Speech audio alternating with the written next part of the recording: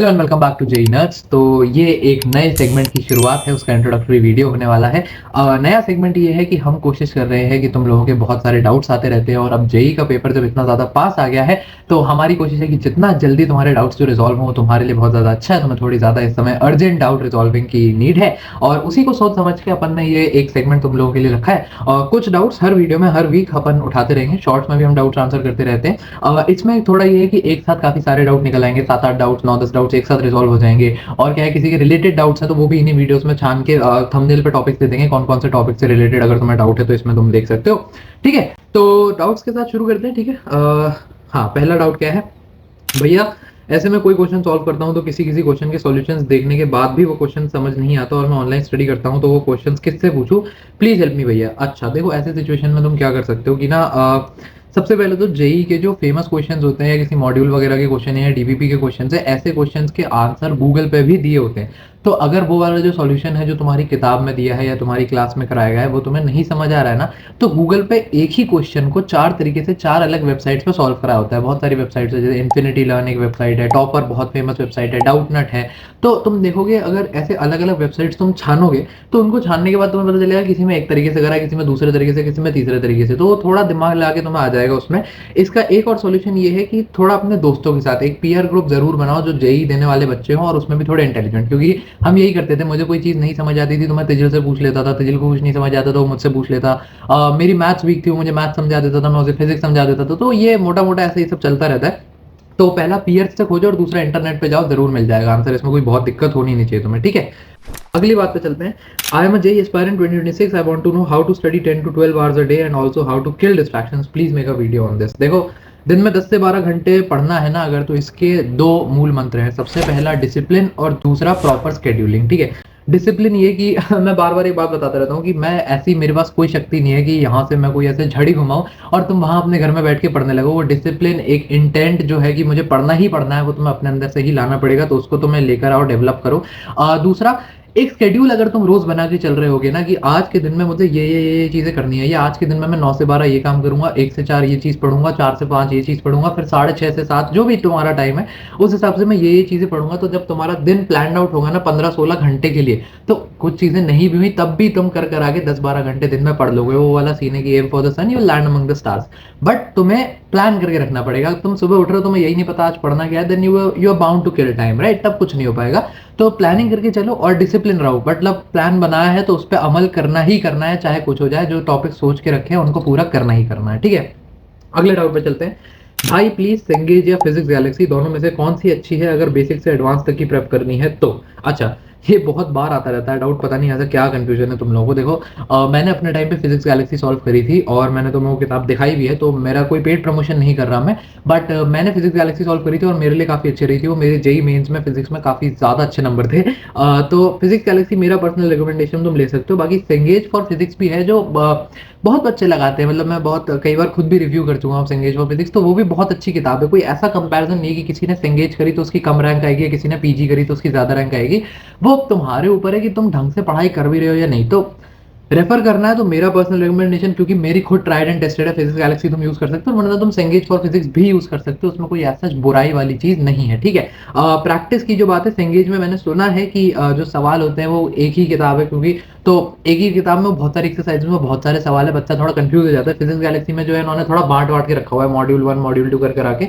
मुझे वेरीफाई कर देना एक बार, अगर गलत हो तो करेक्ट कर देना इन्फॉर्मेशन। बाकी दोनों ही अच्छी किताब है, तुम दोनों यूज कर सकते हो। मैथमेटिक्स के लिए सेंगेज जरूर लगाना ना, मैथमेटिक्स के लिए सेंगेज बहुत अच्छी किताब है। भैया मैं क्लास 11th में हूँ, जेई मेंस प्लस एडवांस की प्रिपरेशन कर रहा हूँ। मुझे 11th में थ्योरी पे ज्यादा टाइम देना चाहिए या क्वेश्चंस प्रैक्टिस पे? और हर एक चैप्टर के बाद एडवांस के भी क्वेश्चंस लगाना जरूरी है क्या? कोई अच्छी सी पीवाईक्यू बुक सजेस्ट कर दीजिए भैया प्लीज।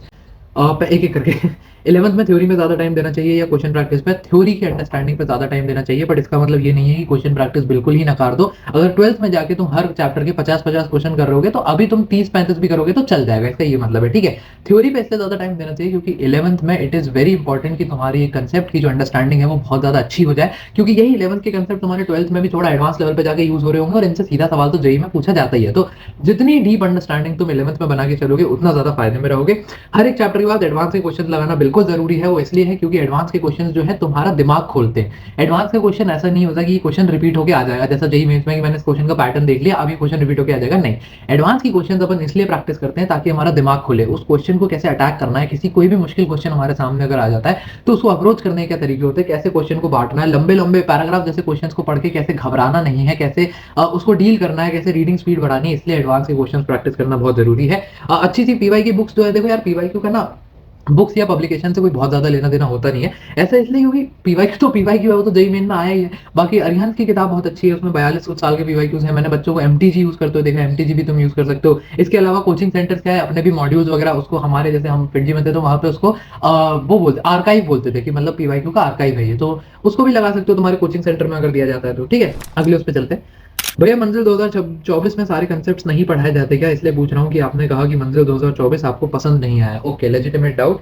नहीं, मैंने मंजिल 2024 को ये नहीं कहा कि मुझे पसंद नहीं आया, बट ठीक है, हो सकता है। मंजिल 2024 का मेरा इसलिए थोड़ा मैं इसके प्रति ऐसे उसको सजेस्ट नहीं करता हूँ क्योंकि मेरे को ना मंजिल 2023 का और मंजिल 2022 का जो पढ़ाया था वो बहुत ज़्यादा अच्छा लगा था। 23 में मंजिल लेजेंड्स नाम से निकाला था इन लोगों ने, तो उसमें क्या है ओम पांडे सर, रोहित अग्रवाल सर, इन लोगों ने पढ़ाया था।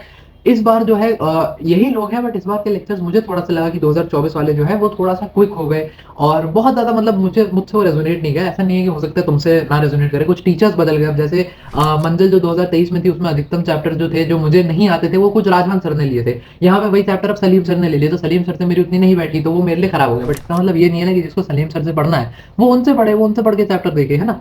तो ऐसा नहीं है कोई खराब अच्छा नहीं, वो डिपेंड करता है कि तुम्हारी फ्रीक्वेंसी, तुम्हारी वेवलेंथ किसके साथ मैच करती है ना? अगले पे चलते हैं।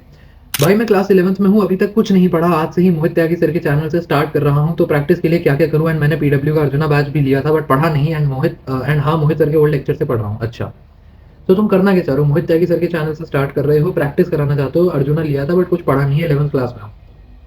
तो ठीक है, मोहित त्यागी सर के यूट्यूब चैनल से पढ़ो। उनके यूट्यूब चैनल पे जो कंटेंट है वो काफ़ी होलसम है, मतलब होलसम वो काफ़ी कंप्लीट है, तो उससे तुम पढ़ सकते हो, कोई दिक्कत नहीं होनी चाहिए वहाँ से। बाकी अगर पीडब्ल्यू का अर्जुना लिया है तो उससे पढ़ो ना, मतलब वो पैसे क्यों बर्बाद कर रहे हो? मोहित सर के अच्छा वहाँ से अगर समझ नहीं आता, मोहित सर के ओल्ड लेक्चर से पढ़ रहे हो तो बहुत बढ़िया पढ़ सकते हो। मोहित त्यागी सर का चैनल जो है वैसे complete A to Z resource मुझे समझ आता है। अगेन कोई पेड प्रमोशन नहीं है, ये कमेंट का रिप्लाई कर रहा हूँ, ठीक है? तो वो वहाँ से पढ़ सकते हो। प्रैक्टिस के लिए क्या करो? प्रैक्टिस के लिए सबसे पहले तो कोई रेफरेंस बुक उठा लो, जैसे सेंगेज बहुत अच्छी किताब है, फिजिक्स गैलेक्सी की किताब है, अभी पीछे इसके बारे में बात कर रहे थे, फिजिक्स गैलेक्सी की किताब उठा सकते हो। नहीं तो इसके अलावा केमिस्ट्री में एन अवस्थी है, एम एस चौहान है, बहुत अच्छी किताबें हैं। ब्लैक बुक लगा सकते हो मैथमेटिक्स के लिए, सेंगेज फॉर मैथमेटिक्स भी बहुत अच्छी किताब है, R D Sharma for JEE mains and advance in mathematics, वो भी बहुत अच्छी किताब है। तो रेफरेंस बुक उठा लो, नहीं तो फिर पीवाईक्यूज की कोई किताब उठा लो, जैसे एमटीजी और अरिहंत वाले लोग क्या करते हैं, पिछले 40-40 साल के आईआई ट्रिपल ई के पेपर उठा के दे देते हैं, तो वो भी लगा सकते हो, कंप्लीटली तुम्हारे ऊपर है। प्रैक्टिस के लिए आउटसाइड योर कोचिंग बैचेस भी तुम्हें बहुत सारे रिसोर्सेज मिल जाएंगे, थोड़ा सा खोजो, थोड़ा सा देखो कौन सी किताबें तुम्हारे लिए एक्सेसिबल है। जैसे अब फिजिक्स के लिए एचसी वर्मा एक बहुत ही गॉड लेवल किताब है, मतलब रखी हुई है बाजू में, तो एचसी वर्मा लगा सकते हो। एचसी वर्मा ऐसी किताब है जो बहुत सालों से चली आ रही है, तो इसका चांस है कि तुम्हें सेकंड हैंड कॉपीज की अपने आसपास किसी बुक स्टोर पे मिल जाए, तो इजी एक्सेसिबिलिटी है। अगर तुम्हें ये मिल रहा है तो तुम फिर फिजिक्स गैलेक्सी के लिए क्यों जाओगे, उसको अलग से क्यों मंगाओगे एचसी वर्मा के सामने ना? तो वो वाली बात है, ठीक है? अपना थोड़ा एक्सेसिबिलिटी देखो, बाकी प्रैक्टिस के रिसोर्स तुम्हें मिल जाएंगे। अगले में चलते हैं, आज का लास्ट डाउट लेते हैं। हेलो भैया, जस्ट अ रिक्वेस्ट, सब बोलते हैं रिवीजन करो, so can you make a dedicated short of how when what to revise? ये डिपेंड करता है तुम कौन सी क्लास में हो। अगर 11th क्लास में हो तो अपने कंसेप्ट्स और थ्योरी वगैरह रिवाइज करो टाइम टू टाइम। कोशिश करो कि जो पिछला चैप्टर है अगर उसका कोई प्रैक्टिस वगैरह रह गया है तो उसको फटाफट रिवाइज करके उसकी प्रैक्टिस वगैरह निपटा लो। कंसेप्ट कोई अंडरस्टैंडिंग में रह गया है तो उसको निपटा लो, बैकलॉग ना बनने दो। रिवीजन का एक मेन रीजन ये होता है रिवीजन करने का कि बैकलॉग ना बने। सपोज करो मेरा 11th में मैंने काइनेमैटिक्स पढ़ा, ठीक है? काइनेमैटिक्स पढ़ने के बाद एनएलएम भी कंप्लीट हो गया, उसके बाद तुम्हारा वर्क एनर्जी पावर भी कंप्लीट हो गया। अब 11th में सब खत्म हो गया, 11th मेरा रोटेशन स्टार्ट होने वाला है और मैंने काइनेमैटिक्स एक बार भी रिवाइज नहीं किया और मैं भूल गया। अब जब मैं काइनेमैटिक्स भूल गया तो जो स्टार्ट में मैंने 1 आध महीना लगा के काइनेमैटिक्स पढ़ा था उसका क्या यूज निकला? वो तो वेस्ट हो गया, मुझे दोबारा पढ़ना पड़ेगा। इससे बेहतर है जब अपना वर्क पावर एनर्जी चल रहा था तब थोड़ा सा काइनेमैटिक्स रिवाइज कर लिया, जब मेरा कोई अगला चैप्टर चल रहा था, वेव्स वगैरह चल रहा था, तब बीच में कभी काइनेमैटिक्स रिवाइज कर लिया। नीड नहीं है उसका, ऐसा नहीं है कि वेव्स में काइनेमैटिक्स के कोई बहुत भयंकर कंसेप्ट लग जाएंगे, नहीं। लेकिन क्या है कि टच में बने रहना तुम्हारे लिए बहुत जरूरी है, ठीक है? हाउ बता दिया, हाउ का कुछ नहीं है। हाउ में ये है कि अपने दिन का एक टाइम निकाल दो। मैं बैकलॉग्स के लिए भी यही बोलता हूँ, रिवीजन के लिए भी यही तरीका है। अपने शेड्यूल में, डेली शेड्यूल में इम्बाइब कर दो रिवीजन। रात में 1 घंटा मुझे रिवाइज चीजें करनी ही करनी है। कोई टॉपिक मुश्किल लगा था, कोई टॉपिक पे बेटर अंडरस्टैंडिंग की जरूरत है, रात में 1 घंटा निकाल लो, उस पर बैठ के रिवाइज करो। हाउ हो गया। व्हेन भी बता दिया। व्हाट टू रिवाइज में यही, अगर कोई बैकलॉग बनता हुआ दिख रहा है, अगर कोई टॉपिक क्लास में नहीं समझ आया था, अगर किसी टॉपिक के जो सवाल थे वो नहीं बने, नहीं तो अगर कोई टॉपिक करे हुए बहुत ज़्यादा टाइम हो गया है और वो आगे किसी मॉक वगैरह में आने वाला है तो उसको ज़रूर लगा लो, ठीक है? बाकी आज के लिए कंक्लूड करते हैं क्यू&ए सेशन, अगले हफ्ते और डाउट्स पकड़ लेंगे, है ना? और कोई भी दिक्कत वगैरह होती है तो इसी वीडियो के कमेंट्स में तुम ड्रॉप कर सकते हो और भी कोई डाउट्स वगैरह आते हैं या वो है। तबीयत मेरी थोड़ी-सी आज नासाज थी तो अगर थोड़ा स्पीच स्लरी हो गई हो या बातचीत में कुछ हो गया हो तो मुझे थोड़ा क्षमा कर देना, ठीक है? बाकी पढ़ाई करते रहो, all the very best, good bye.